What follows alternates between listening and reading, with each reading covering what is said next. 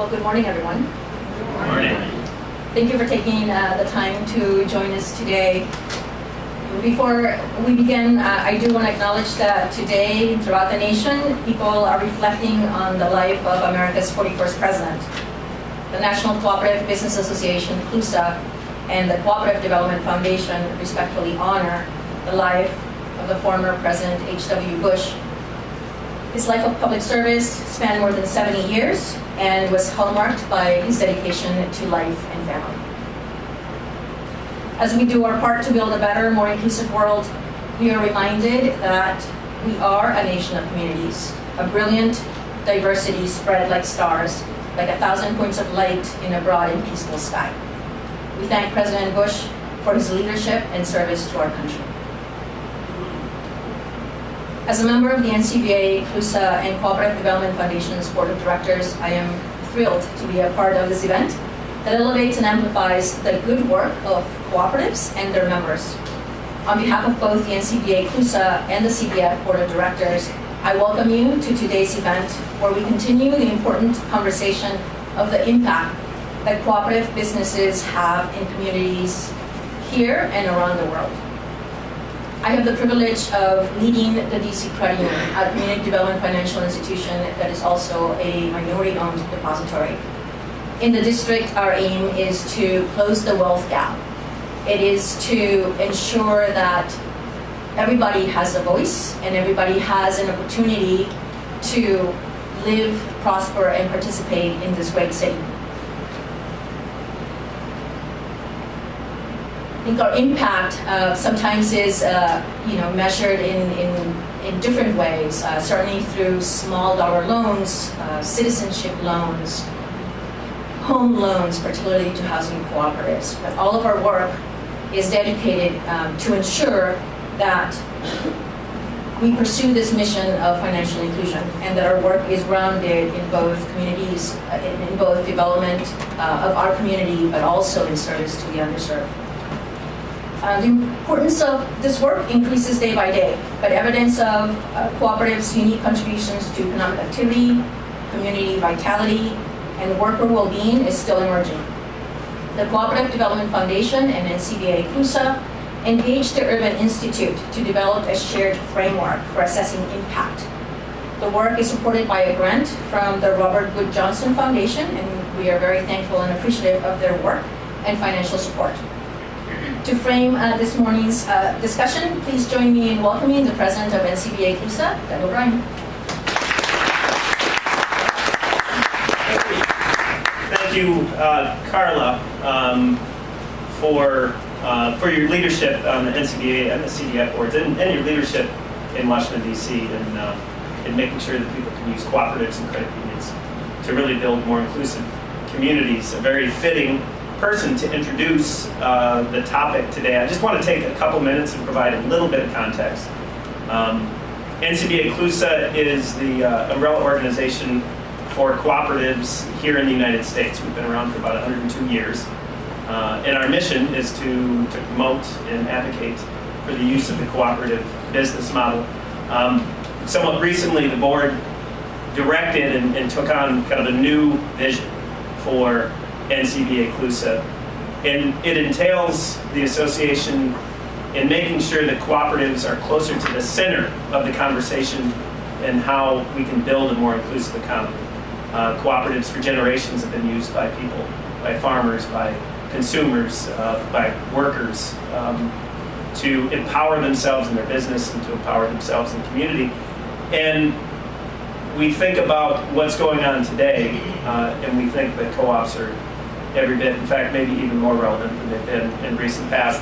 I do want to mention and thank and repeat a little bit what Carla talked about. Thank just a few more people. I want to really thank the Urban Institute, the team, Brett Theodos and Lahia Edmonds were both here, Corey and Skelly. It was a pleasure working with them on this project. I want to thank the people that have really kind of supported and made this possible. Certainly, Robert Wood Johnson Foundation provided the financial resources, and the program officer, Katrina Badger, has been just a fantastic kind of team member in this work, and we appreciate RWJF's work to to really examine more deeply how to build more inclusive, more healthy, equitable communities. I have to mention and want to mention the support from the Cooperative Development Foundation, our partner here, the 501c3 that we work so closely with, and Leslie Mead, who was really, I'd have to say, the kind of the project manager of this work. CDF does fantastic work in its mission to help people use cooperatives to develop businesses and better communities. I have to thank our members. We're a membership association, NCBA CLUSA, and so their support actually is part of the reason why we can be here right now, part of the reason why others of us could spend time on it. And so it's renewal season, and we always welcome more people to be a part of NCBA CLUSA. And so they are absolutely our foundation. And finally, I'd like to thank everyone here taking the time this morning to be part of this important conversation. I think it will be evident to you just how relevant that this work can be in your work.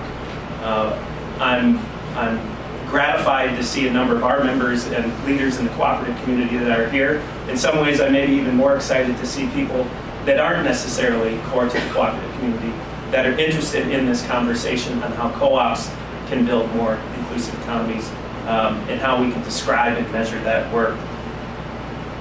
I also, I'll just mention very briefly, NCBA CLUSA, we do 4 lines of work. We do advocacy, we do work with the co-op development ecosystem, we do thought leadership, and we also do the development. And in thought leadership, I want to mention the work that we've done in the Cooperative Business Journal, and we actually have a number of copies right outside the door. And in fact, the next issue is going to feature this article. It's something we've been doing for about 2 years. Longer pieces that are research-based and more robust in terms of really describing the impact that co-ops can make in community and on individual members' lives. So finally, I'll just talk about something I mentioned near top, and that is this moment that we find ourselves in. We here at NCBA CLUSA, we're calling it, and we recognize it as a cooperative moment. And by that I mean it's a moment when more people are recognizing co-ops as a strategy to empower themselves in their own businesses, a strategy to build more inclusive economies. The reason we think this is a cooperative moment right now is we look through history when people really look to cooperatives, when they've gone to scale in agriculture, in credit unions, in rural electrics, and other sectors. Those are moments when people realize that they've been excluded, that they don't have access. Yawning inequality. The challenges that face us today are somewhat new and also familiar. Also something that's somewhat new and somewhat familiar is the use of the cooperative business model so that people can really empower themselves to find solutions. To do that, we need to describe how cooperatives impact communities. And so this is what this work is about today, and this is what the report is about. I'm going to leave it to Brett and others to really describe the report. But we know that we need to articulate co-op's impact. And today, that means we need to measure. We need to measure the impact that co-ops make on the members' lives and on their communities. And we feel that this report is a very important early step in articulating those impacts and those metrics. So with that, I want to invite the panel up, please, and come on up. And we'll move to the discussion about the report. And first, I will direct you to your programs. I'm not going to go through the bios. It's a very impressive set of thinkers and leaders that we have assembled today. So please do take a look at their bios, and please, Brett, take the podium.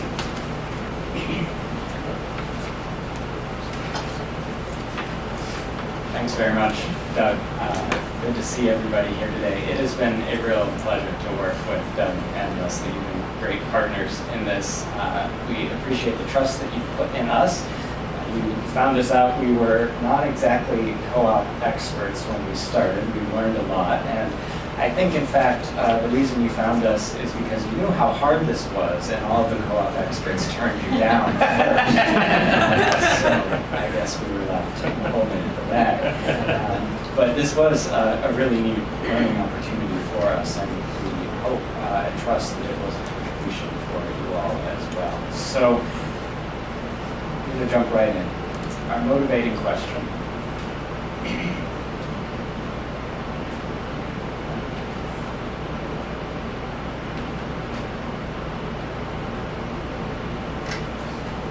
How do cooperatives, as user-owned, democratically controlled businesses, contribute? Participation to growth, to stability, to sustainability, to equity in the communities where they operate. The task that we had at hand was trying to create a streamlined, unified set of metrics, framework, with the application of all cooperative types. So this was meant to include both outputs, the things that are immediately done by cooperatives, and outcomes, the things that are the effect of those immediate outputs. And we were meant to do that both with the people that cooperatives directly touch, as well as with the broader communities where they engage. We're focusing on how co-ops build equitable, healthy, sustainable communities, as well as inclusive quantity indicators such as participation, growth, and stability. So we knew going into this that this is not a test of sorts where every co-op gets the same score. They're doing different things in different ways. And what we really wanted to bring forward was a measuring stick against which co-op activities could assess themselves honestly and earnestly to understand the effect that they're having in their local community, as well as a tool that co-ops could collectively use to communicate their broader impact to stakeholders, funders, and others engaged. So, how did we go about doing that? First, we reviewed a lot of literature that had been written about cooperatives. It should be said some co-op sector spaces are much more built out and thinking already in terms of what measurement has been done and could be done, and others must so. We interviewed a number of co-op experts and representatives, some of them in the room. Greatly appreciated that. And then we presented a draft framework at a CDF NCBA convening in Philadelphia over the summer with economic advisors, foundation staff, research, co-op representatives. It was really helpful in shaping our thinking and refining it. We didn't actually seek to set out to create a cute ABC acronym or order to this, but actually just fell right out. And so we thought it would be a good organizing step to work through these different components. So what is the framework and what is the framework not?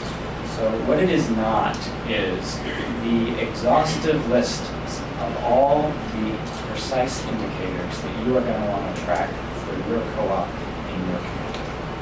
What it is a broader set of principles or objectives or goals that you are going to want to think of operationalizing as you create the indicators for your particular co-op and your particular context. And so in the report, in the ABCs, we have examples listed throughout to help to put some real specificity to how it is that you can measure these. And we know that some of these are going to take more prominence in some contexts than others. But our goal, our hope, is that all co-ops would begin to measure themselves against each of the ABCs and begin to understand their work with respect to each of these dimensions. So what are they?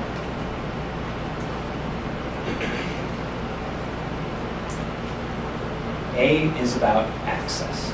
I'm going to go through them quickly right here, and then we'll go through them in greater detail. B is about business sustainability. C is about community commitment. D is democratic governance and empowerment. E is equity, diversity, and inclusion. F is financial security and advancement for workers. And G is growth. Okay, so what do we mean by access? A cooperative can increase access to affordable, quality products, services, supplies, markets, lowering costs, serving markets and communities historically seen as higher risk or underserved. So let's give just a couple of examples of how we could put some specificity on access. So in the paper we have this sort of matrix appear over and over again. And let me just walk through what the columns are, and then we'll spend a little time talking about what's in them. But we've segmented the co-op space into consumer co-ops, farmer and independent small business co-ops, and worker cooperatives. Within the consumer space, we've got credit unions, insurers, utilities, food, grocery, housing. And in the farmer and independent small business, because we saw enough uniformity in how of the ABCs were coming together, we've included together marketing, processing, and purchasing. So sometimes you'll find that we've got the same set of potential metrics and objectives here that really float across the different sectors of co-ops. Sometimes we felt we couldn't actually get there all the way. So we want everybody to study access, but what access means for rural electric versus a credit union versus a limited equity cooperative versus a worker co-op might mean something different. So we'd like everybody to try to measure things about access, but how that exactly works is going to take a little time. So I'm not going to walk everybody through every element of every ABC, but I wanted to highlight one sector of co-ops to provide examples for, and I'll do a different sector for the different ABCs. But for this one, we're going to start looking at credit unions. So what might access mean for a credit union? How might you actually measure access? And there is a lot of work measuring credit unions and how they work and provide access. So you could look at expanded account and product availability relative to what's there absent the co-op. You could look at more flexible underwriting standards. You could look at lower rates on loans or higher rates on savings products and fees. You could look at personalized customer service or decreased use of high-cost alternative financial services. You could look at improved financial health. And there's a question in a lot of these of what the comparison is to. And we have a discussion of that in the paper. And the answer is it depends on what you're trying to establish, who you're trying to convince, and what you're using the information for. But you might want to understand these things simply over time. Over time, are we evolving to be a credit union that serves more of these types of people or these types of borrowers? Or you might want to look in comparison to different institutions. Is the credit union serving a different type of borrower and a different type of banking and a different type of individual than conventional, mainstream financial institutions, or not? And so it might also be a more community context of trying to understand that. But A, access. B, business sustainability. Cooperative business structure can, and all of these are coulds that we're attempting to measure, can increase firms' survival and profitability through higher and less volatile revenues, lower costs, focus on longer-term outcomes, including scaling of cooperative to compete with multinationals. So what could some of these look like in the context of farmer and independent small businesses for marketing, processing, purchasing?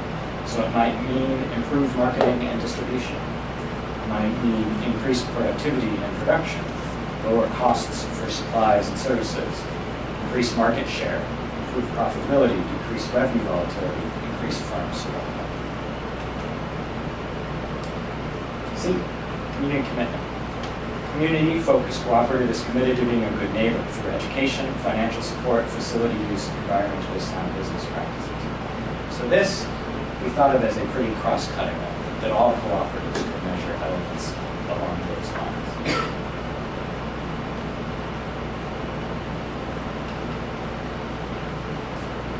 Democratic governance and empowerment. A well-functioning cooperative membership actively participates and shapes the mission and decisions of the organization, which translates into broader civic and political involvement. So it starts within the co-op and it radiates beyond the co-op. So again, we thought this was something that was broadly applicable across co-op sectors, where we do understand that what participation engagement looks like does differ in different cooperative structures. But yet, all cooperatives can assess themselves against the extent to which they have meaningful participation by members. Equity, diversity, and inclusion. To be an effective contributor to its community, cooperative membership reflects the community in racial composition, age, gender, abilities, and historically excluded communities and individuals have a voice and leadership opportunities. So again, we thought this was something that could fit broadly applicably across all of the cooperative sectors.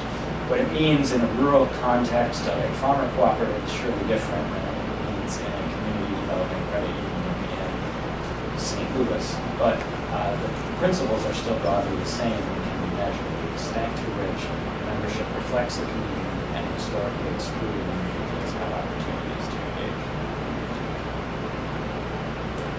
F, financial security and advancement for workers. So cooperatives work best for their members, employees, and communities when they provide living wage jobs with benefits, increased opportunities for wealth building, career advancement, training, leadership development, with lower turnover and higher job satisfaction. So we thought there would be some differences in application across the cooperative sectors here. So here's picking out some in the worker space that we thought also fit well with farmer and small businesses. So what we could measure and assess for the cooperative sector is increased provision of living wage jobs with benefits, opportunity for wealth building, career advancement, training, leadership development, lower turnover, higher job satisfaction. Last one is growth. Cooperatives can be local and regional anchors, promoting economic growth through stable jobs, high industry standards, consistent services, economic multiplier effects through increased community investment, local jobs, and local employment. More of the dollars can stay locally and therefore affect the economy more locally. So how might that look in a food and grocery context?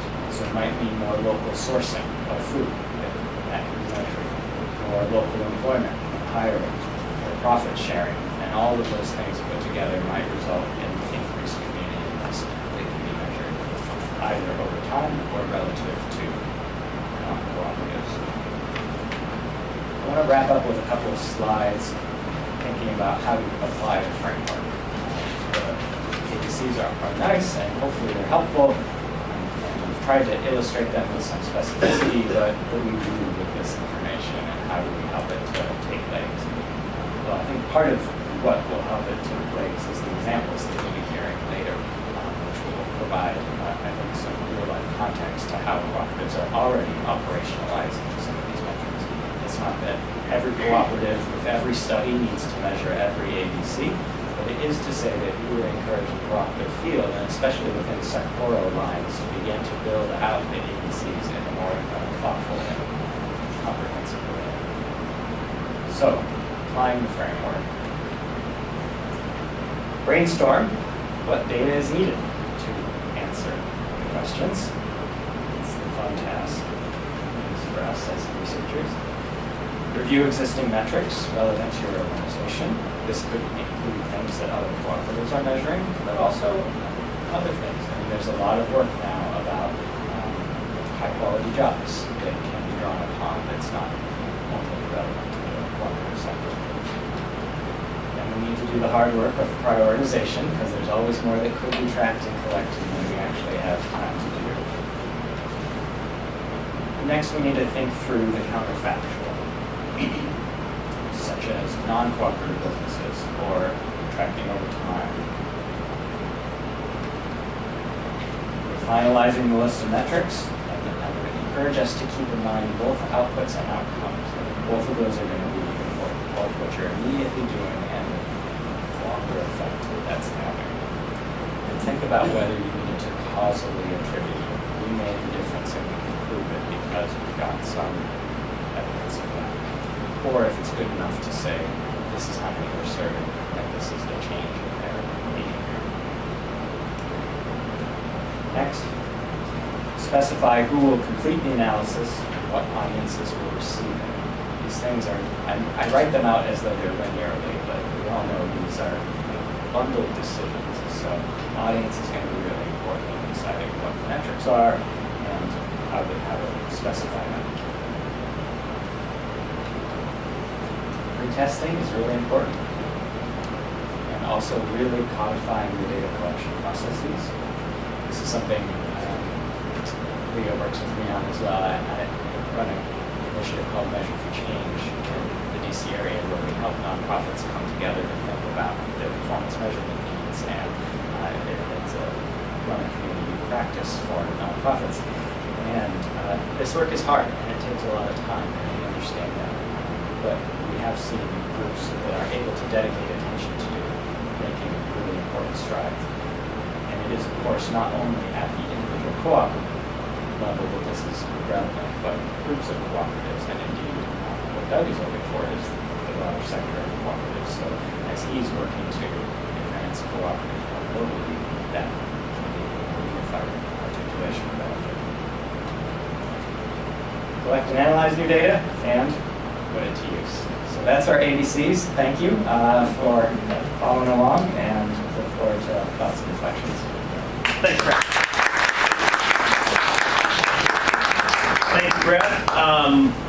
Thanks for walking us through this important work. And as Brett just mentioned, ultimately the vision here is as a broader cooperative community that we have better tools and the ability to really communicate the impact that we have to key stakeholder groups, policymakers, funders, etc.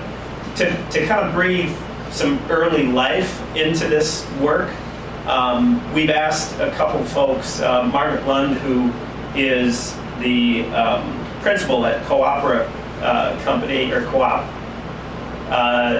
is, for those in the cooperative community know, she's one of the best observers and writers in this field that really lifts up great examples and examines them. And she's going to bring some of that to the podium right now. And then right after that, we're going to hear from Cornelius Blanding, the Executive Director of the Federation of Southern Cooperatives and Land Assistance Fund, who has been doing work for decades in southeastern United States with farmers, black farmers, and consumers, and he can talk about the experiences there to kind of to fill out our conversation. And then we're going to have some question and answers. So we'll hold until after we hear from these two wonderful folks. And Margaret, podium, please.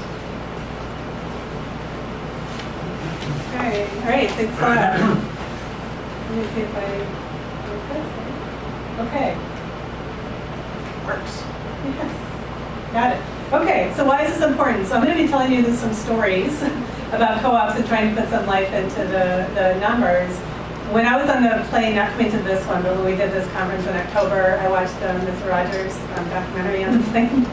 And one of the things Mr. Rogers said, he's like, well, what is essential to the self is often invisible to the eye. And I was like, wow, that's really profound. And I Googled it, and it turns out it's the Little Prince who really said it. So I have to put it there. But it really made me think about this, because one of the things we're trying to get at is what's at sort of the heart of a co-op. You might look at one business and you say, well, the Whole Foods, that looks like the co-op, the food co-op, like they both look the same. Or that, whatever business it is, that enterprise, it looks the same as the other one. But the co-ops are different at their heart, so that some of this stuff, it may not be that you see it from the street corner, what is different about the co-op, but we know there's lots of really profound ways that those co-ops are real to people. So that's kind of what the case studies are about, is getting at the heart of that. So, okay. So we did the first that we did, and I'm in the middle of writing this paper, so it's not done yet. Brett has his homework done, and I don't yet. But is we just said, well, what are some great examples? And just literally out of the top of my head and talking to a couple people, we just came up with a bunch of examples. And what's really interesting, because we all kind of knew this, but you always have to test yourself. Because we were like, well, all these co-ops, they have all kinds of impact, lots of ones, big, little. And then when, I just asked a bunch of people, like, well, what are your favorite co-op stories? And we came out with just a bunch of them, and they were big, and they were little, and they were all over the country, and they were urban, and they were rural, and they had $100,000, they had $1 billion in revenue. So they were, and we kind of are, for the study purposes, we're looking at ones that are more than 5 years old, but some of them, are over 100 years old. So that was also an important, sort of affirmation of this idea that co-ops make a difference. Like, there's lots of different kinds of co-ops, but each of these co-ops have stories of the ABCs and how they impact their communities. So this is all about stories, once upon a time. And I want to also just iterate, if you ask a regular investor-owned company, well, how do you impact the community? I guarantee they will almost always start talking about charitable giving. Like, oh, we make everybody put on a shirt and they go work on a Habitat for Humanity and take a bunch of pictures and put in that's our community.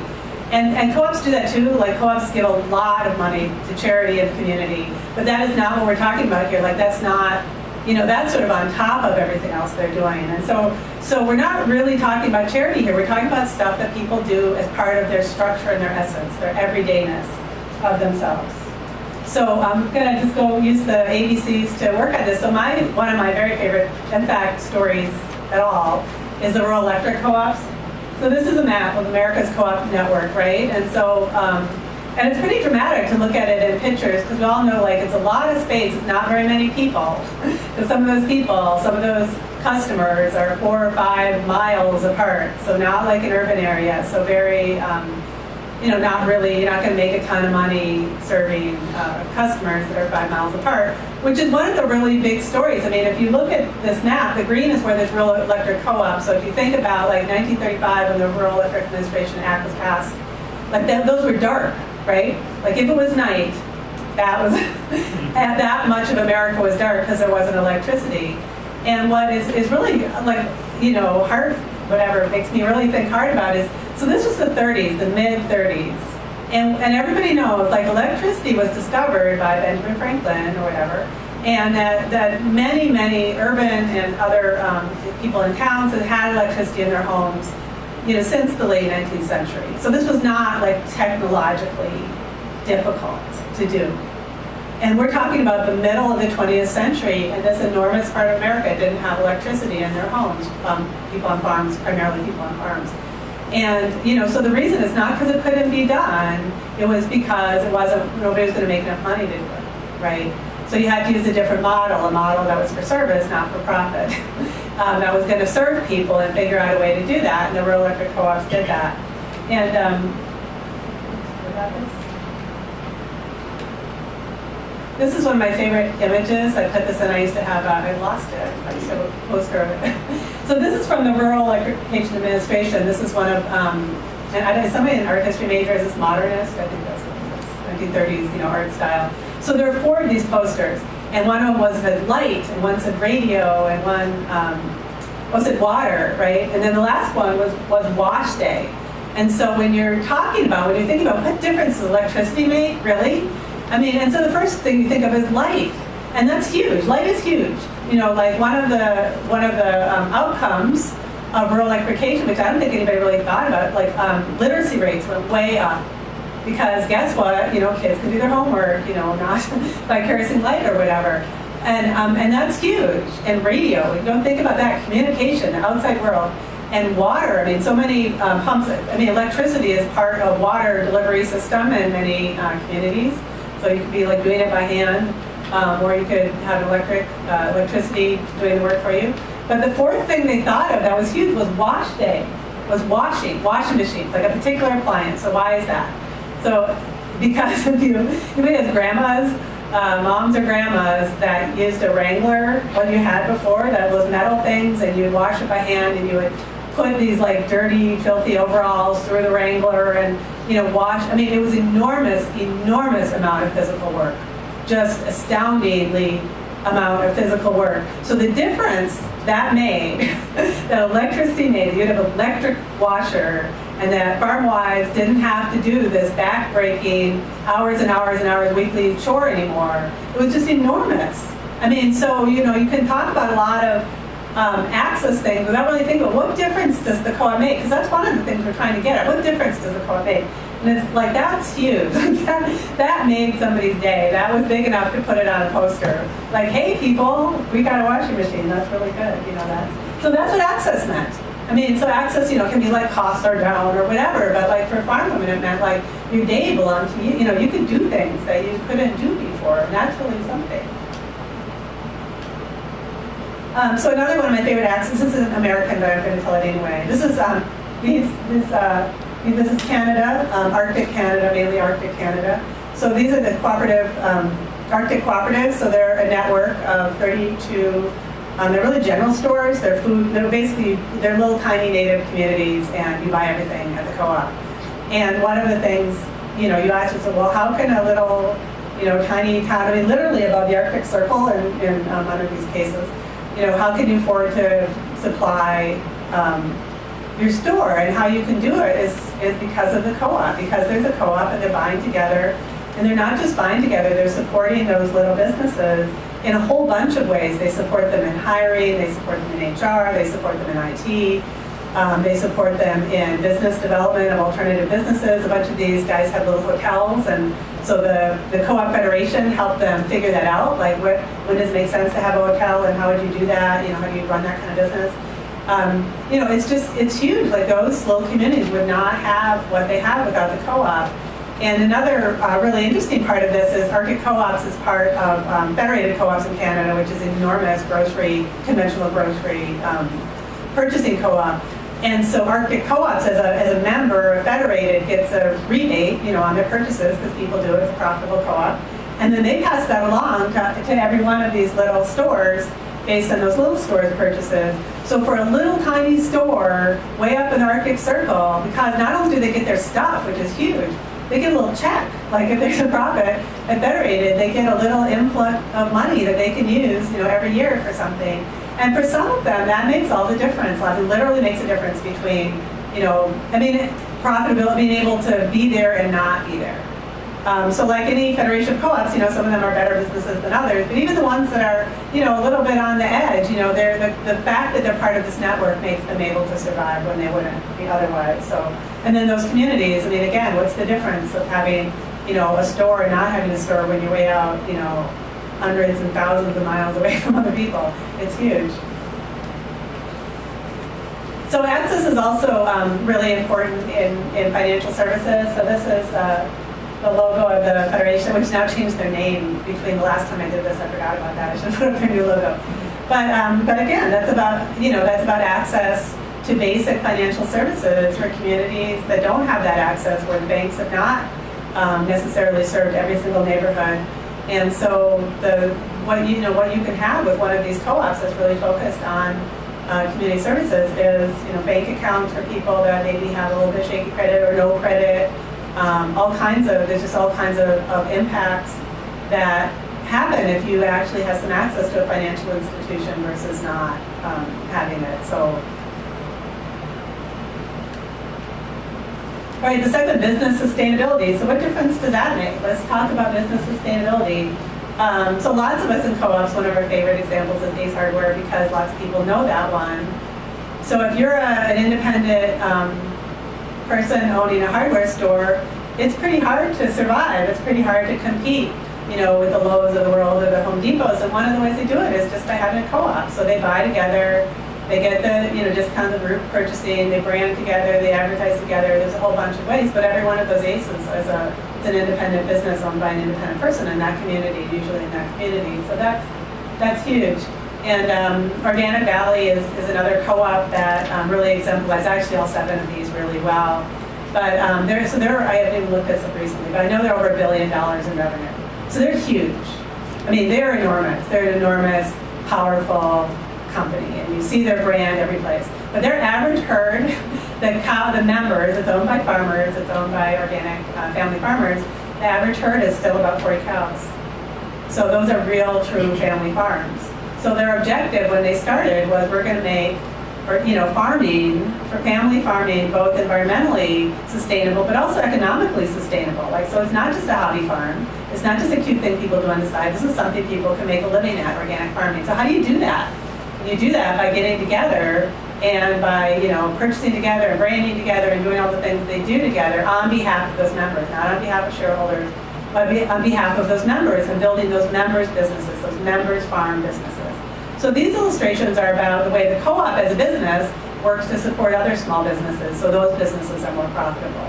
And so there's huge multiplier effects in that. And the last example there is just Stocksy. That's a photo stock company. And so again, those are independent business people, and usually when you buy, you license the use of a photo or something, a very small amount of that money actually goes to the artist, the person that made that picture.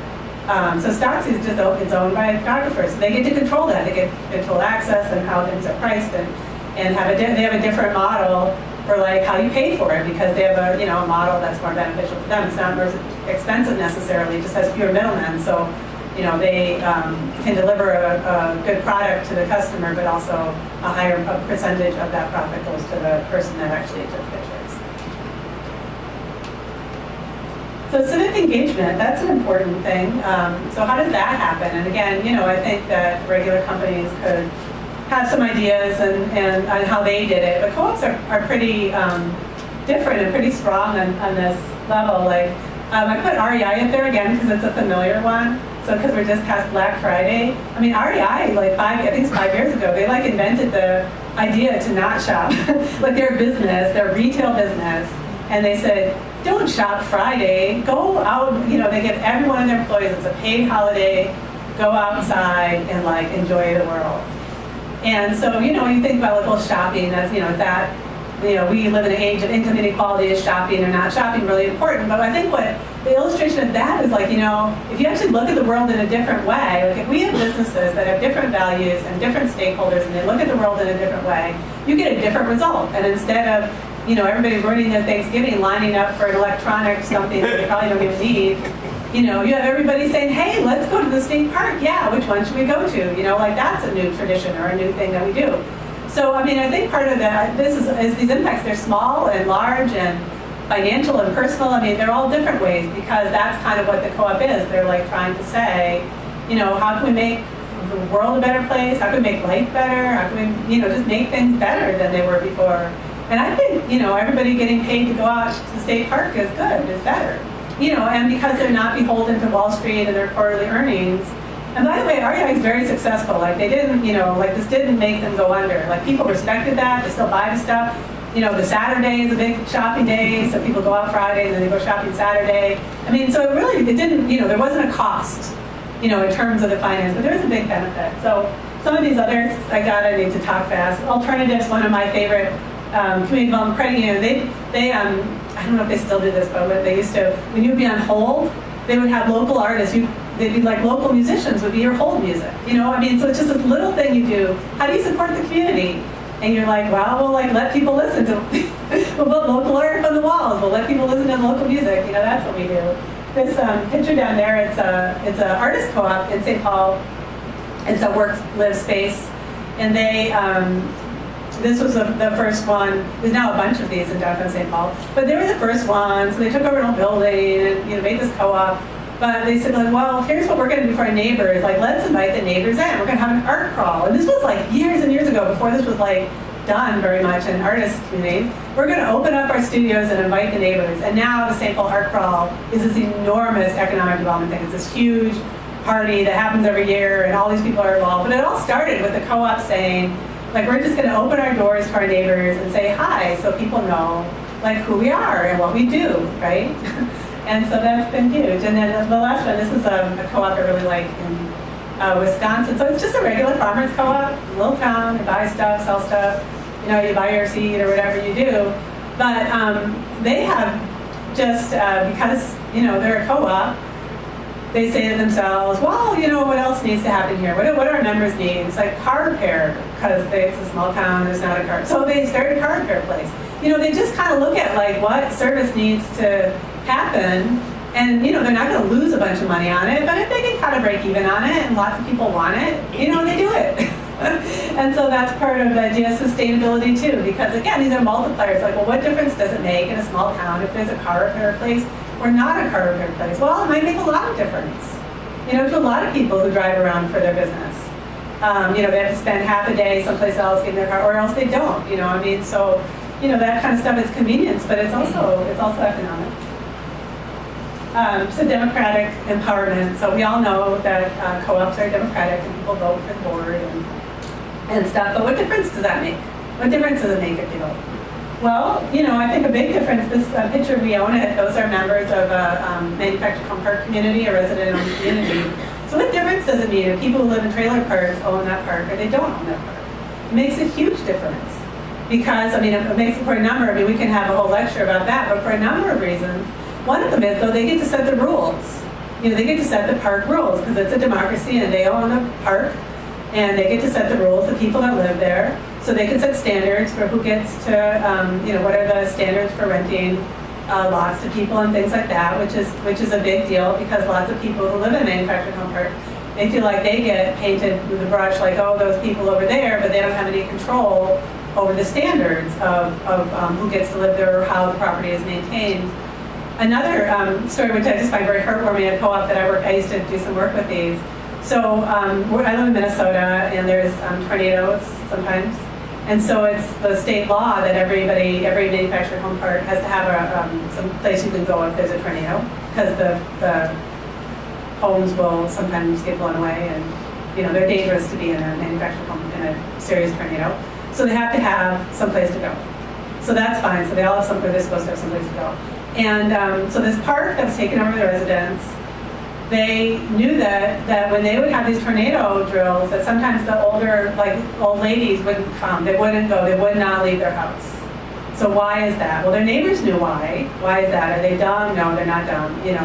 They couldn't leave their animals. They would not leave their animals, their dogs, and they weren't allowed in the shelter. So they would stay in the house with their dog, and they would, potentially, seriously, you can die, in a tornado, and they would stay because they couldn't bring their dogs. And so for the owner, that was the profit owner, he's like, I can't have this, I'm gonna have dogs and cats all over the place, or no pets, right? So that makes sense from a landlord point of view.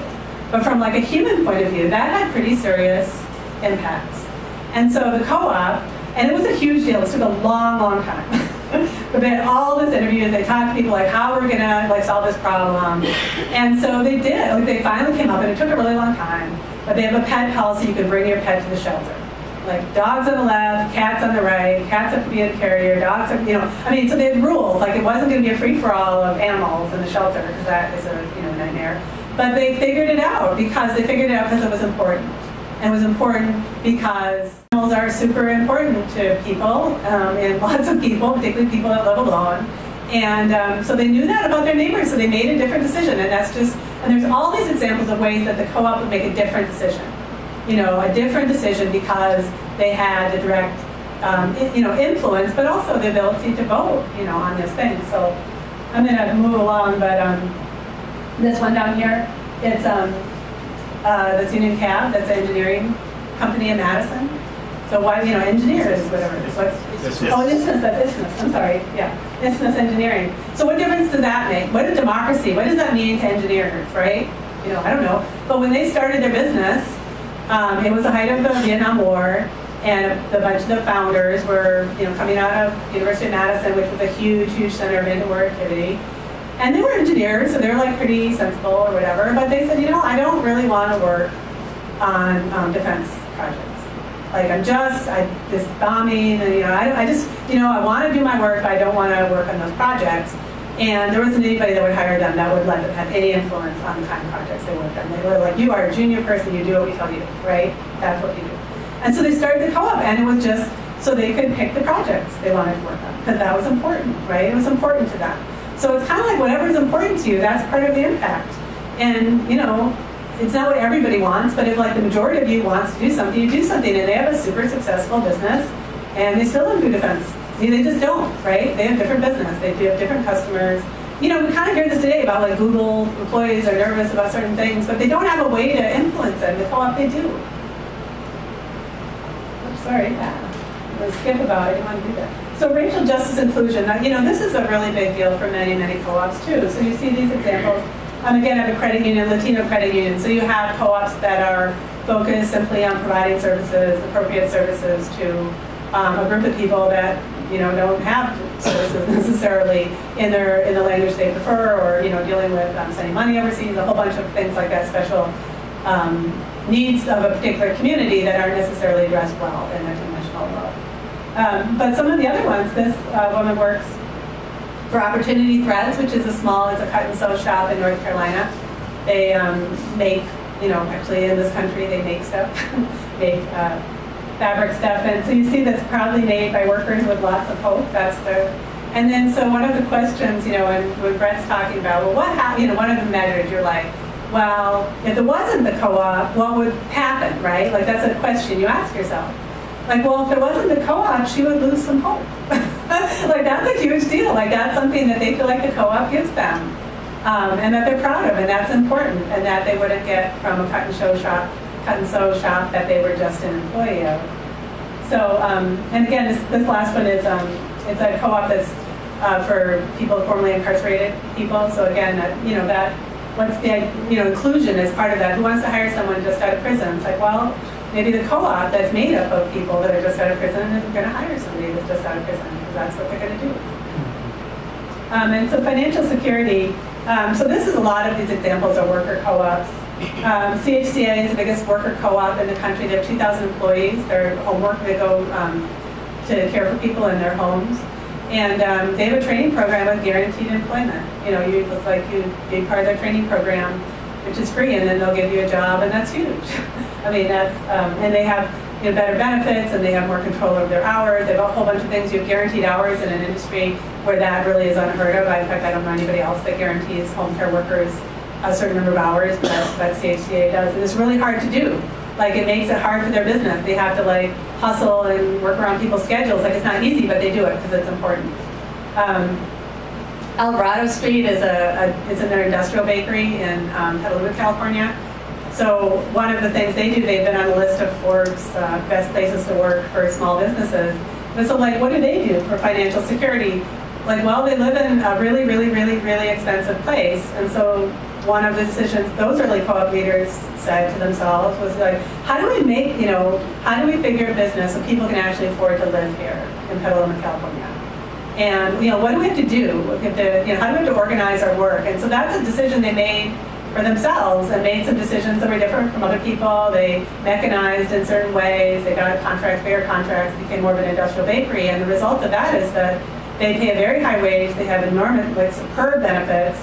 And people can afford to live where they work. They can afford to live. They can have a working class job and work for a bakery, and they can afford to live in Petaluma, California, which a lot of the things we talk about, problems we have in America today are like working people can't afford to live, near their jobs, so they end up having to commute a long place. And so they solved this through the co-op by making a series of decisions that were different from the decisions that an industrial owner might have made, and those decisions resulted in them being able to share enough of the profit around to people that they could pay a high enough wage that worked. And then again, Union Cab is also in Madison. That's a taxi cab company. So in the taxi cabs, generally speaking, most, depends. Somebody owns a medallion, and they hire a bunch of people, on contract, and so the driver's driving around, and if it's rainy or whatever, they don't make a lot of money. So it's not a great way to make a living. In Union Cab, they use a much more old-fashioned model. They actually own the vehicle, so people don't have to own the vehicle. They don't have to maintain it. The co-op shoulders a bunch of the expenses, and they don't guarantee hours, but they provide much more regular hours to people, and a fair kind of transparent system for how calls go out to people, so people feel like, okay, they have a fair shot at getting the rich calls. And so it just makes a difference. Again, it just makes it a much better job, a much more stable, secure job. And the last one I'm going to talk about, one more minute. So growth. So why have I got a housing co-op in growth? Like, isn't growth about business? Except it isn't. I mean, this is Amalgamated Housing Cooperative in New York City. They have about 500 units. They're started in the 20s by Amalgamated Clothing Textile Workers Union as affordable housing for, again, working class people working in the textile industry. And there's a huge amount of literature that I won't go into about the importance of stable housing to people's jobs, to education, to kids finishing school, to people keeping their own jobs, their own employment. I mean, so there's lots of ways that we think about economic growth, but it's like if you don't have a place to live, it's hard for somebody to participate in economic growth for themselves or their community or their family. But if you do, then it makes that a lot easier. So stable housing is a huge, factor in some of these things that the co-op, again, is a place that answers those questions and makes that possible. And La Montanita's in Mexico, that's a food co-op. And it looks like a lot of other food co-ops, but a big difference is their members wanted more local product, which a lot of co-ops. But in New Mexico, there wasn't, there's a lot of really small farmers, there wasn't a big infrastructure, there wasn't really a distributor that was kind of working with these farmers. So the co-op just took on that role. They're like, okay, we want to work with local farmers, and the local farmers of vegetables and stuff, they don't have their own infrastructure, so we're going to help them. We're going to create one. So they have this distribution. So they say, okay, farmer, you don't have your own co-op, so we're going to take our co-op and we're going to come pick up stuff from you, right? We're going to make your business. We're going to give you some contracts. We're going to make your business more viable so you'll become a supplier for us. So we're going to do that to help you make your business easier, and then that's what our customers want. So again, it's kind of contributing to an infrastructure that is much better for the state and for the local communities because more small businesses can make a living. So I think that's all my time. But anyway, those are just some of the stories of the ways in which we're going to be pulling these out more in the case study. And I'm going to hand over to my friend Cornelius, who's going to tell us some more about his work.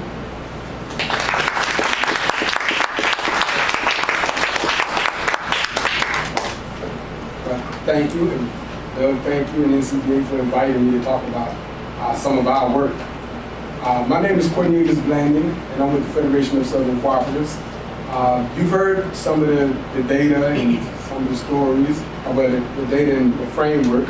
I'm here to more talk about the stories so that we understand how difficult it can be sometimes to measure the impact of cooperatives.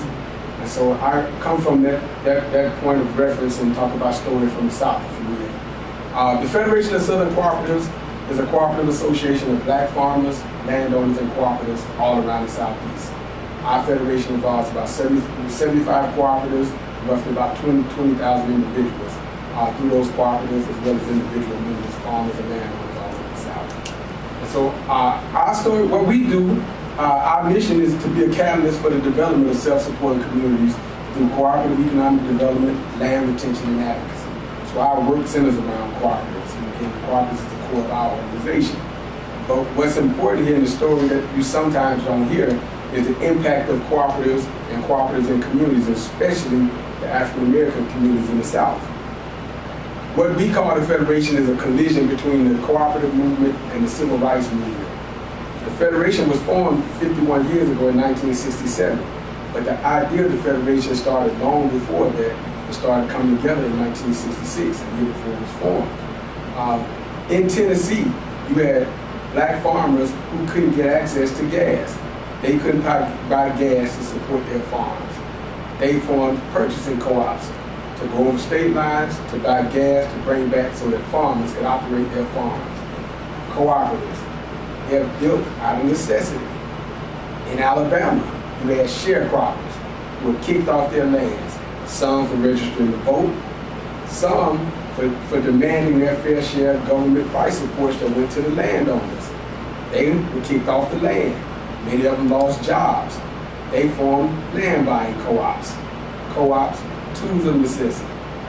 Folks who lost their jobs for registering to vote. In Wilcox County, one of the poorest counties, if not the poorest county in the United States of America, in Alabama, in the Black Belt. Folks formed quilting bees. Some have heard of the Freedom Quilting Bee, a cooperative formed in the 60s because folks lost their jobs. Now they have quilts in Bloomingdale's and other major stores. But co-ops were formed out of necessity. In Mississippi, in Louisiana, you had sweet potato growers who couldn't get a fair share. They got a different price than what their white neighbor got. They had to form co-ops to go from Mississippi to Chicago, sell their produce at a better price, at a fair price. they form co-ops. Co-ops are formed out of necessity. But it's sometimes difficult to measure the impact of those cooperatives. And those are the stories that I bring to you. But in 1967, all of those co-ops from Tennessee, from Alabama, from Mississippi, from Louisiana, credit unions in Florida, they all came together because they heard about each other through the civil rights and because of the civil rights movement. When the civil rights movement was at its heart, at its biggest struggle, you had boycotts starting to happen. But if they did a boycott, what was the alternative? There were co-ops. You had folks who were put in jail who couldn't get out of jail. They dealt with landowners who had to put up their land to get civil rights workers out of jail, Martin Luther King and others. But those were co-ops. They were formed to help provide those opportunities. So co-ops have always been about necessity for us in the South, around and during, before, and after the civil rights movement. But those co-ops are sometimes hard to measure the impact if all we look at is the data. So how do we look past the data sometimes and look at everything else? And I think one of those, in the ABCs, you talked about some of the diversity, equity, and inclusion, and some of the other factors. But I say, let's always look beyond the numbers when we look for the impact that cooperatives make, because they've been tools of necessity. So at the Federation, our job is to really help build, promote, and develop those cooperatives. The basis of our economy is in the South around cooperatives, but there are also challenges. There are no good cooperative laws in the South. So we work to make sure we deal with advocacy on behalf of co-ops in terms of building better. Co-ops are building better laws, coming up with laws in the South that will be more, that promote cooperative growth and cooperative development, because that's the challenge in the South. But also issues around land. So how do we look at the whole community when we're talking about a cooperative? Because it's not just that organization that's created. And what we talk, the way we've been measuring is we look at the organization, the infrastructure, and the ownership. Who owns it? Who owns those organizations? Who owns the infrastructure in the community? And co-ops are tools that provide that. Co-ops are the tools to provide that. And so as we talk about impact, let's look beyond. And so one specific example that I would give and that I would bring, after Hurricane Katrina, there were a lot of people around Louisiana, Alabama, and Mississippi that were affected. We as an organization, we went down and looked at our membership that was affected, but also looked at those communities that were affected, trying to figure out how do we provide support in these communities bouncing back from Hurricane Katrina. In Plaquemines Parish, about 50 miles outside of New Orleans, we have some fishermen, black, white, Cambodian, Vietnamese, and Croatian, farmers, fishermen, all in their community fishing independently. We helped them organize a cooperative of fishermen and oystermen to sail after Katrina to get their lives back, but more importantly, to advocate on behalf of themselves. The biggest success of that co-op wasn't about the fishermen selling fish. It was more about after Katrina. They formed a collective voice, and a year after Katrina, you had the BP oil spill. And so devastation after devastation in those communities.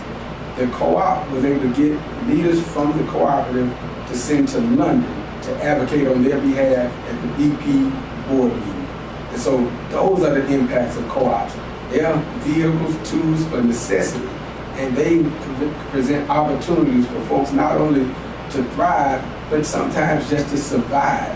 And so as we talk, I'm glad to hear us talk about a shared framework for measuring co-op impact, because we have to get at that and say, what's that shared piece that we all can look at to measure the impact, but we must also always look beyond the numbers, look beyond the data, and see the true impact on the lives and folks who live in these communities.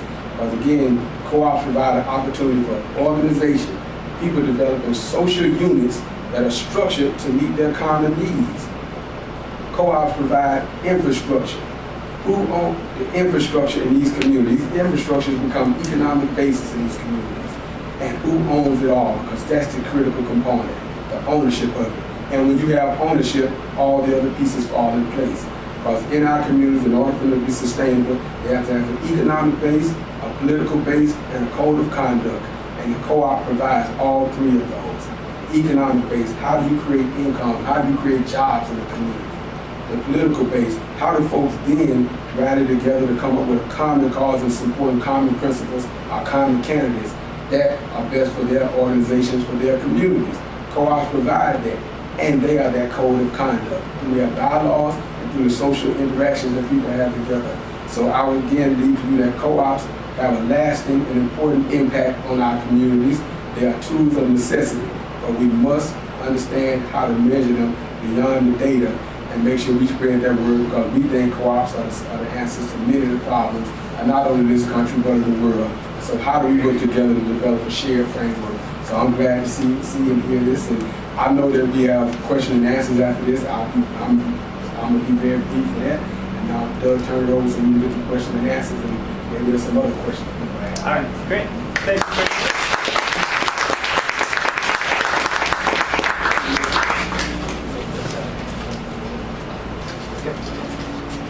Well, thank you to all three of our presenters. I think I think we really laid this out in terms of the opportunity and the challenge. You know, the need to communicate co-op's impact both quantitatively, the framework, the ABC framework, but also qualitatively. You know, that's the challenge that we have to communicate to our key stakeholders, and I think maybe Cornelius in particular kind of really made that challenge clear in terms of and the opportunity that we have to do both. Neither are easy. I think at least from my observation, co-ops have done an admirable job in many ways on telling the story. It's not uniform and it's not consistent at all times, but for people who listen and understand the principles of co-ops, they can understand sort of at their heart, as Margaret talked about, you know, that co-op difference, that impact that co-ops make. More and more, though, we know that we need to bolster those stories with data for many, many reasons. And that's what we're up to here. It's how do we marry these two things so as a cooperative community, we can really increase understanding and at the end of the day, enable and empower more people to use cooperative businesses to advance, you know, the priorities in their lives and economic opportunity. So we're going to go to question and answer. I'm going to ask the first one. I'm going to take the moderator's the protocol here, and then I'm going to open it up. And I think I'm going to ask Brett first. And one of the reasons that we were so excited to have the Urban Institute do this work for the ABCs was that Urban Institute, they work across many sectors on community economic development, on equity issues, on many financial inclusion, many different issues. People in this room, most of you know this, that Urban's one of the absolute thought leaders, you know, in Washington, D.C. and across the country. And we wanted to leverage their experience, you know, to be able to kind of examine co-ops in comparison and contrast with other types of business organizations. So I'm gonna ask Brett, and he didn't know I'm going to ask this question, but I'm sure he can handle it. And that is, you've just spent a lot of time on co-ops. You mentioned how much you sort of enjoy being able to dig deep into this. But from your comparison on other types of business organizations, you know, this question of how to measure the impact of a group or an entity or a business, what do you see distinguishes co-ops? And then I suppose, what are some of the core similarities that we have to appreciate too? So,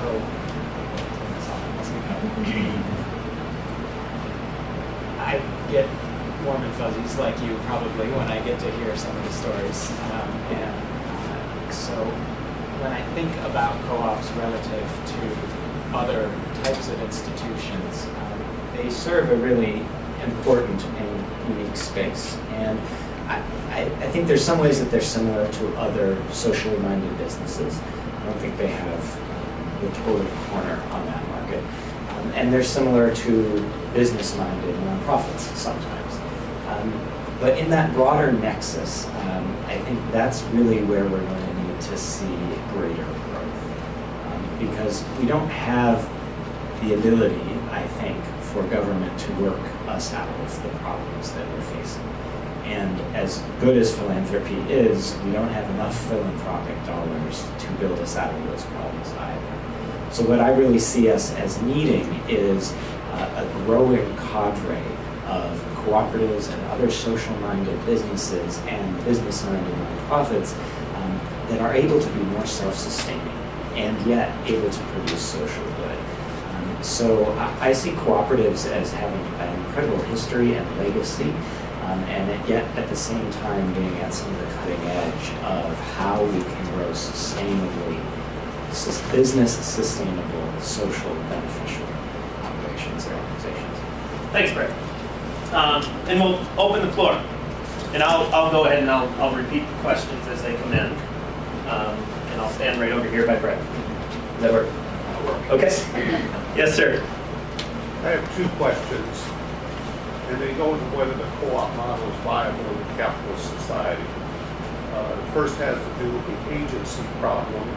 A number of leaders of co-ops have decided that demutualization is a preferable way to better serve the audience that they were originally intended to serve. You use Ace hardware. Was it Ace or True Value? True Value. Bought out by a hedge fund, and one of the attractions was the hedge fund gave part ownership and paid out the accumulated capital in small business owners, so it looks like found money. And it's certainly a problem in credit unions. The conversion issue is now rearing its head again. Our members would be better off if we didn't have the constraints. So that's one issue, is the agency problem when you have cooperative leaders who begin to see their self-interest as guiding the co-op, leading it away from it. The second one is beginning. All of your examples, you're right, are historical and wonderful legacies. It is extraordinarily difficult to start a co-op today, particularly a co-op that's providing a service where there are alternative for-profit services. As an example, the Maine Harvest Credit Union was started in 2013. Experienced leadership, 501(c) helping to fund it, and so on. 6 years later, they still don't have a charter from NCBA, even though at a defined market they have the granddaughter of the signer of the Federal Credit Union Act, Roosevelt, on their organizing board. It is extraordinarily difficult to get a credit union charter today, and one of the difficulties is NCBA is requiring capital. In this case, $2.5 million before this co-op would get a credit union would get a charter. So starting or even innovating in a co-op is extraordinarily difficult because of in credit unions, the lack of capital or the capital requirement. So two different problems. Yeah, two different. I'm going to, for purposes of taping here, I'm going to try and capture that question, or those two questions very briefly and hand over. So the first one had to do with, as you described, the agency problem and the problem of the potential demutualization of the co-op or credit union, where there can be a set of circumstances that members of the cooperative decide to transition into a different type of business, or to essentially sell out. The example is True Value to a hedge fund. Members can look at that opportunity as essentially a time to cash out their capital, and so that can be a challenge. So we'll talk about that, and then the second question had to do with challenges to establish cooperatives and credit unions in particular, and the challenge with credit unions in particular is the capital requirement that NCUA can put forth, and it can be a real challenge for startup credit unions to be able to accumulate that capital and meet that need. So I might ask, maybe Margaret, I'll ask you first to comment on one or both of those, and then others. Okay, that's a big question. So the demutualization issue, one of the things with co-ops, I mean, obviously not all co-ops are the same, and to be very simplistic, there's sort of a deep, broad difference between co-ops that have the most number of members, consumer co-ops or credit unions. It tends to be broad, but not necessarily a deep experience for somebody. It costs $10 to be a credit union member, So like a worker co-op, where we might be a smaller group, but people really feel it might cost more money, people are going to be really into that idea, about demutualization. That would be a super important question for them. For a credit union or a co-op that has put a lot of energy to get the most number of members, that's kind of coming back to haunt them then, if that's been their model of growth, of that leadership, is we're going to get the most number of members no matter what. Those members probably don't really understand. Maybe they're not delivering, a service that makes a difference, or they don't understand the history. So I'd say a lot of that issue really has to do, it has to do with the leadership of the co-op. It also has to do, co-ops are very challenging to manage from a board, I think, and a management perspective. You have a lot of different voices. You have to balance the needs of old members, long-term members and newer members. And that's one of the ways where you see a lot of demutualization. That's a co-op, for example, that may have sat on member equity. In some of the farm co-ops, you have to die to get your equity. What a deal, right? It's no wonder members get frustrated with that. And I think there has not been a lot of, enough attention paid to those issues. So that would be a member with a lot of capital, would be somebody who's been there a long time. And so you have to balance the needs of that member with the needs of a newer member that needs the co-op to keep existing, because their business is a current business and they need, they're using it. So I think that really has to do with the way, I think we can do it. And part of this project really is to help co-ops do a better job at articulating and understanding, remembering their impact and articulating that to a new generation of members. In some other countries, there's a much more of a part of the co-op world is about your stewardship. And I don't think we do enough emphasis in most of our sectors that part of what you're doing as a co-op member is stewarding something that's going to help somebody else, maybe in a different way, right? And so then people would look at it differently if they, I think people would look at it differently if they really said, well, it's serving me, but it's also serving my kids, right? Oh, don't move. Okay, so anyway, I think that's, I think we just need to I think we need to lobby NCUA. It's ridiculously, I agree, it's ridiculously difficult to get a new credit union started. And we could do a better job of helping each other in the co-op sector. I want to add on to your last point. And I think that gets to your question about viability of co-ops today. And just like I think a farmer wouldn't blame his crop or plant if he planted it in poor soil, wouldn't blame that plant. Sometimes we we take a wrong step and we'll blame co-ops for not being feasible or thriving when the environment is not inclusive. The environment is a poor environment. NCUA is one. I think we have terrible laws as it relates to co-ops. We don't have good co-op laws in the South, but as you pointed out, NCUA is very difficult. The rural electric example you gave earlier is a big piece of this country because there were laws that allowed it to thrive back then. And so now we're planting a plant in terrible soil and then blaming that plant. And I think that's unfair, co-ops, and we have to hit that first and foremost and don't allow that, because if we're going to measure, let's look at every aspect, including the environment in which they have to operate. And as we move to the next question, the only thing I'll mention is that, key to this work, and we look historically to create that enabling environment, there needs to be a very well articulated explanation of why, policymakers or others, would treat co-ops in particular ways, and that's really, that's also part of what we're here up to. Next question. We'll go back here and then around. Hi, Margaret. So all cooperatives have the cooperative principles behind them, but what I hear you saying is that a lot of the ones you gave stories about also look at their values. And I'm wondering, in your research, if you notice what the cooperatives are upholding more. Is it the principles or is it their values? So the question has to do with the stories that we heard today. We can certainly see the 7 principles of cooperatives. We also see, these are very value-driven groups expressing themselves in business, and kind of a comment on the observations of values versus principles in these examples. I guess, I see those as really related. I mean, they obviously aren't the same, but I think one of the strengths of co-ops around the world is that we have these common values. I mean, look, literally every co-op in the entire world, no matter what they do, has these, say everybody like, yeah, the co-op values, that's what we share. And so I think that's really the building block, I mean, of talking about values. And maybe we don't talk about values enough in business, but that discussion of values, I mean, you can't, not every co-op is perfect. I mean, that of course we all know that, and if it's not been said, not everybody lives up to every aspect of this. But the fact that we have the common principles, I think really enables the values to stem from that, because somebody within that co-op could say, why don't we have a policy to be more inclusive? It really relates to the values. Or why don't we do this? It really relates to the value of education. Or why don't we buy from another co-op? It really relates. Why don't we all, here's an idea, why don't we all put a bunch of money to help start community development credit unions? They need capital. Let's do that because it's a co-op principle, right? So cooperation co-ops is a principle. So I think the principles are the bedrock from which you really can talk about values in a way that people can be on the same page about it. Yeah, good. Brett, do you have anything? I would simply say, I would probably answer simply and say the values.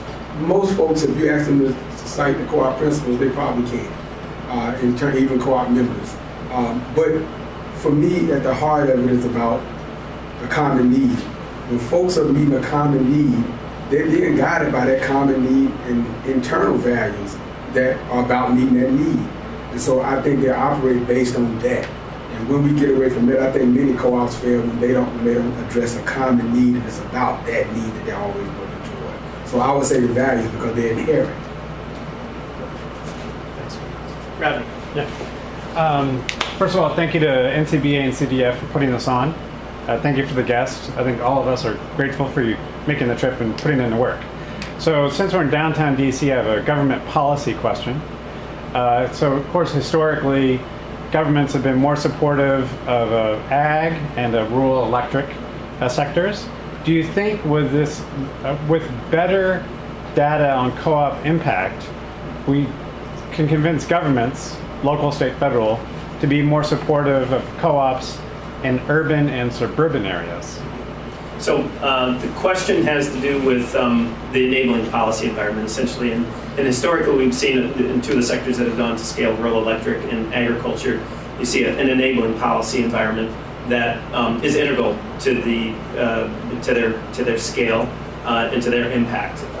So the question is, with this work around the ABCs, the framework,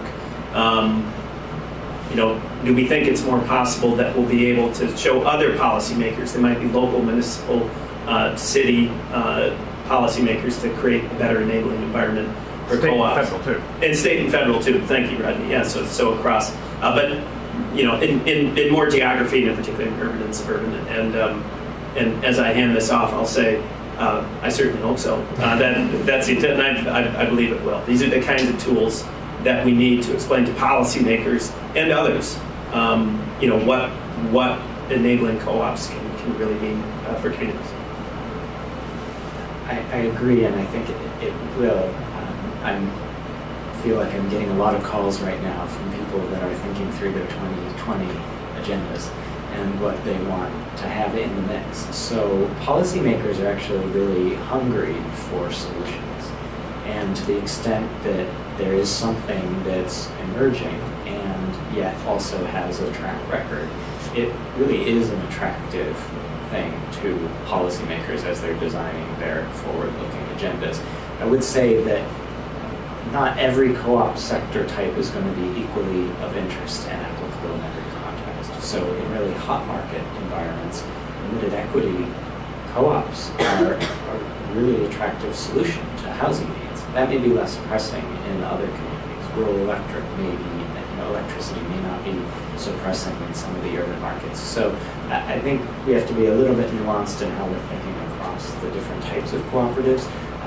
But there are absolutely needs in urban and suburban communities that some of these cooperative types can really help to meet. Yeah, I think one of the important lessons, for example, the rural electrics, I mean, on the one hand, you can say, well, of course, it took a whole bunch of government money and laws to make that happen, which it did, because it's a utility. I mean, utilities aren't growing trees, they're hard to start. But one of the important lessons is those, I mean, it's not like a continuing source of government subsidy. I mean, those co-ops, you know, it took some government money and infrastructure to get them started, but they've just been self-sustaining and serving and contributing, you know, for decades. So that's one of the lessons I think we really need to take to policymakers is we're not talking about something that's an ongoing subsidy. We're talking about creating the environment for people to have to go on and help themselves. And so the trick is to be able to make the jump between like the rural electrics or the farm credit system that was serving a particular need at a particular time and saying, okay, we can use the same structure for a different need at a different time with the same kind of idea. So that's what I see to be the challenge of those examples is making it clear that what's really important is, I mean, electricity is important, but is the fact of people getting something important that, you know, that they needed. And that's the model, really. It's the delivery model, that really bare bones idea of it, rather than it specifically being a utility. You know, it's sort of, that's what we needed, but it doesn't have to be utility, it can be something else. Great. I'm a bit more cynical. I come from the South, and so I know this is about, I'm glad you said local, you brought through in local, state, and national. And I do think the measurement tool helps. I think the information helps. I think it helps on some levels, but not on others. I think there's a lot of more work we have to do besides getting the data. I truly believe organized people are a way to organize our money. And that's the challenge in this country. So in the South, for instance, we have terrible or poor co-op laws for reasons, not just because they don't understand. Every state in the South is a right-to-work state. They're against unions. And many of the folks in the states, the legislative policymakers, they view co-ops as unions. And as long as they view them as unions, they fight them. And so they don't want co-ops in the state for that reason alone. And so our answer in the South for economic development is about these large corporations. And as long as that kind of environment exists, I think it's always going to be a long road to hoe for co-ops. So we have to have the information, the data, for sure. It helps on some levels, but not on others. But we also have to be organized, and that's the beauty of the co-ops for me, the organization part of it, the organization, the infrastructure, and ownership. When we start organizing co-ops, and it was mentioned in the data, it's about, there's some political power that starts to happen there too. There's a lot of byproducts of co-ops besides just the economic side, and I think that plays a role as well. Yeah. Sure. Yeah. Quickly. Because I do understand the importance of policy, but another important thing about co-op is sort of just do it. I mean, you don't have to sit around and wait for there to be a policy for you to do your co-op project. I mean, we can all help each other. Like, we're co-ops, we have money, we can help another co-op that needs money, or we can help another co-op that needs expertise. And we can show by doing, and then take that example to policymakers. So I just want to make sure we're not all just sitting around waiting for somebody else to do something for us. Because co-ops are about doing it for ourselves. Absolutely, that's a good point. And I'll just mention, Rodney, to your point, on the appetite of policymakers these days. In August, the President signed into law a law that included the Main Street Employee Act, Main Street Employee Ownership Act, and really this is the first time in a very long time that Congress has moved out on a federal law that increases people's ability to use the cooperative business model. In this case, it is by increasing access to finance and technical assistance from the Small Business Administration for worker co-ops and some other types of consumer co-ops. That's actually, we see that as a very big signal, and we do hear from policymakers on both sides of the aisle. They're looking for solutions, and they're more and more interested in the cooperative business model. Thus, this work is only more important because they need to understand, how this fits and the impact that co-ops can make. And we're at time, and I want to respect everybody's time today. So I know the panelists will be here if there's others that want to talk to them. But I just want to go ahead and thank everybody in the crowd here for spending the time and being part of this conversation, and just really emphasize that this is absolutely the beginning of a conversation. As you can tell, and I think the recommendations that the Urban Institute set out and what we can do with this framework I think we need to look at them very seriously as a co-op community. And I can tell you, for one, that NCBA, CLUSA, and the Cooperative Development Foundation, we're looking at this to think about how we can enable the cooperative community to really, empower people and to enable and to create enabling policy. I want to thank the Urban Institute, Brett, and others. I want to thank the Cooperative Development Foundation, Leslie Mead in particular, and the Robert Wood Johnson Foundation for their support. So everybody have a great day, and please continue to engage on this and other conversations with us at NCBA CLUSA.